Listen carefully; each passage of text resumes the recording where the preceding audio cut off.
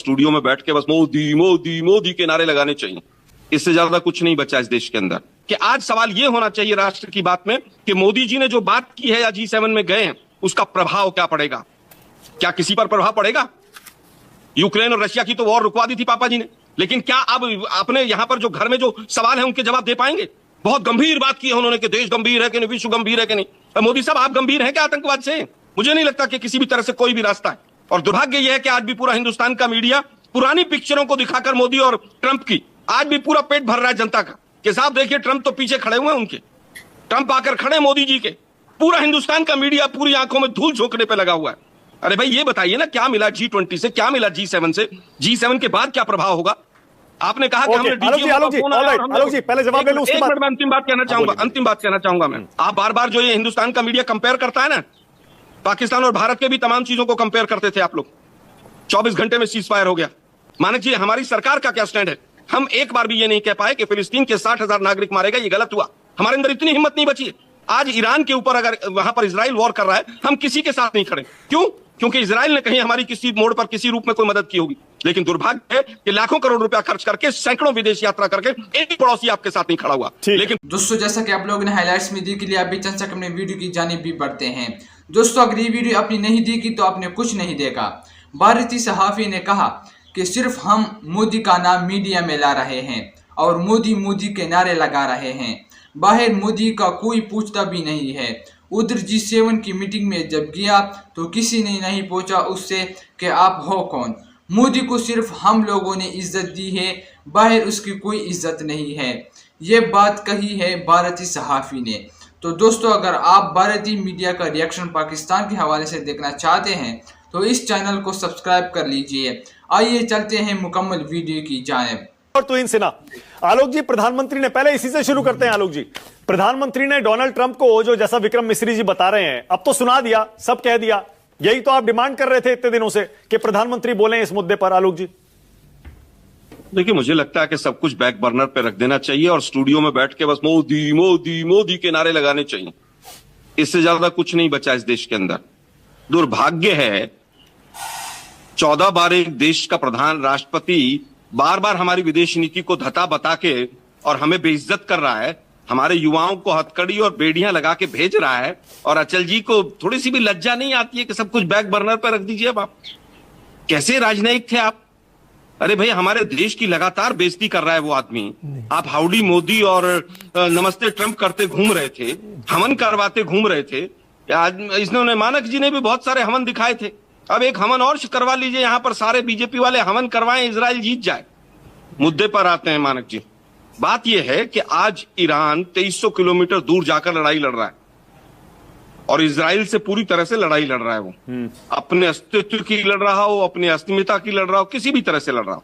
लेकिन दुर्भाग्य है कि हमारे नरेंद्र ने 24 घंटे के बाद सरेंडर कर दिया और सब कुछ बैक बर्नर पे रख दीजिए। मोदी जी ने बिल्कुल जो है वहां पर बहुत गंभीर मुद्दे की बात की है, सीरियस टॉक किया है। अरे मोदी साहब, दो बात ये भी कह देते कि आज आप पाकिस्तान का जो सबसे बड़ा टेररिस्ट का जो जन्मदाता है वहां का, उनका सेना अध्यक्ष, उससे आप क्यों मिल रहे हैं? हम बैक बर्नर पे रख देते कुछ चीजों को। लेकिन दुर्भाग्य यह है कि 35 मिनट बात की और उसमें एक बार भी नहीं कहा कि क्या पाकिस्तान के युवाओं को भी आपने हथकड़ी और बेड़ियां लगाकर भेजा था? मेरे देश के लोगों को भेजा आपने? ये भी पूछ लेते। अनीस मुनीर से आप मिल रहे हैं, किस लिए मिल रहे हैं?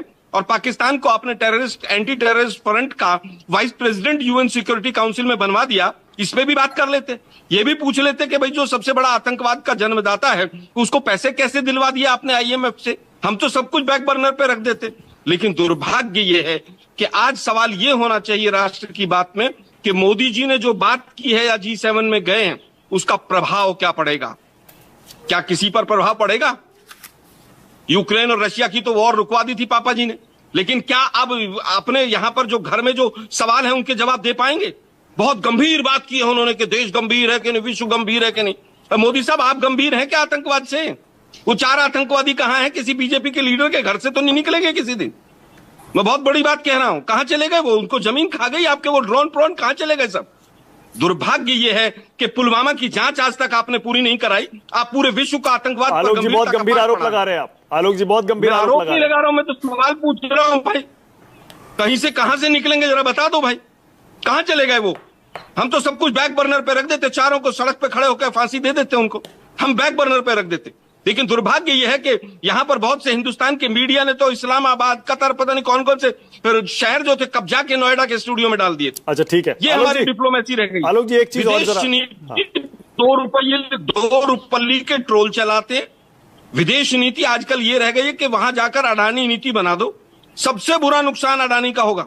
ईरान से सस्ता तेल मिलना बंद होगा और इजराइल को ड्रोन बिकने बंद हो जाएंगे। मोदी जी के दोस्त को सबसे ज्यादा दिक्कत होगी। अब देख लेना आप, सबसे पहली चीज तो ये दिक्कत आएगी और सबको आएगी ये दिक्कत। जिस तरह से ऑयल का प्राइस बढ़ेगा, इन्फ्लेशन होगा, उसको कैसे कंट्रोल करेंगे आप? मुझे नहीं लगता कि किसी भी तरह से कोई भी रास्ता है। और दुर्भाग्य यह है कि आज भी पूरा हिंदुस्तान का मीडिया पुरानी पिक्चरों को दिखाकर मोदी और ट्रंप की आज भी पूरा पेट भर रहा है जनता का कि साहब देखिए ट्रंप तो पीछे खड़े हुए हैं उनके, ट्रंप आकर खड़े मोदी जी के। पूरा हिंदुस्तान का मीडिया पूरी आंखों में धूल झोंकने पे लगा हुआ है। अरे भाई ये बताइए ना, क्या मिला G20 से, क्या मिला G7 से? G7 के बाद क्या प्रभाव होगा? आपने कहा कि हमने आलोक जी पहले जवाब ले लो, उसके बाद मैं अंतिम बात कहना चाहूंगा। अंतिम बात कहना चाहूंगा मैं, आप बार बार जो ये हिंदुस्तान का मीडिया कंपेयर करता है ना, पाकिस्तान और भारत के भी तमाम चीजों को कंपेयर करते थे आप लोग। 24 घंटे में सीज फायर हो गया। वियतनाम और यूएसए में कोई कंपैरिजन नहीं था। 7 साल में नाक रगड़वा दी थी यूएसए की। अफगानिस्तान और रशिया में कोई कंपैरिजन नहीं था। कितने सैनिक वापस रशिया के आए जरा पूछिएगा। आज भी सड़कों पर उनके टैंक पड़े हुए हैं वहां पर। 7वां बेड़ा जब यहां खड़ा था अमेरिका का, तब हमने पाकिस्तान के 2 टुकड़े किए थे। इराक की बात करते हैं, इराक के लिए ट्रंप ने कह दिया कि कोई न्यूक्लियर वेपन नहीं था। लेकिन दुर्भाग्य यह है कि जियो पॉलिटिक्स में हिंदुस्तान कहां खड़ा है आज? मानक जी, हमारी सरकार का क्या स्टैंड है? हम एक बार भी ये नहीं कह पाए कि फिलिस्तीन के 60,000 नागरिक मारे गए, ये गलत हुआ। हमारे अंदर इतनी हिम्मत नहीं बची है। आज ईरान के ऊपर अगर वहां पर इजराइल वॉर कर रहा है, हम किसी के साथ नहीं खड़े। क्यों? क्योंकि इजराइल ने कहीं हमारी किसी मोड़ पर किसी रूप में कोई मदद की होगी। लेकिन दुर्भाग्य है कि लाखों करोड़ रुपया खर्च करके, सैकड़ों विदेश यात्रा करके एक पड़ोसी आपके साथ नहीं खड़ा हुआ। लेकिन पापा ओके आलोक जी, ऑलराइट, अब तो इनसे ना कर लेते, अब तो इनसे ना। ओके दोस्तों, आप लोगों ने वीडियो देख ली। अगर वीडियो अच्छी लगी है तो वीडियो को लाइक करें और इस चैनल को भी सब्सक्राइब करें ताकि आपको इन विषय के मजीद अपडेट्स मिलते रहे। शुक्रिया।